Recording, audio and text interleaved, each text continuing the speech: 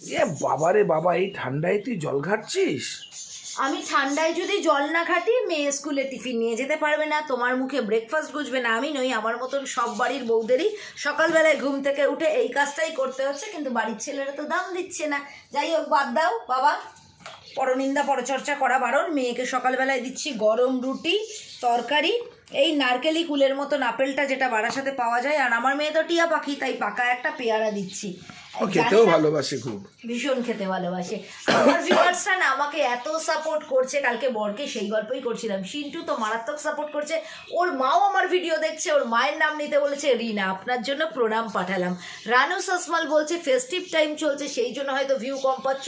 আমি নাকি এত ভালো ভিডিও করি, আমার ভিডিও লোকে দেখবে না, এটা হতেই পারে না। সৌভিক আর দীপঙ্কর আমাকে লাভ কমেন্ট পাঠিয়েছো, তোমাদের জন্য অনেক ভালোবাসা। দেবজানি বলছো শাড়ি আর ধুতির কন্ট্রাস্টটা খুব ভালো আছে, থ্যাংক ইউ।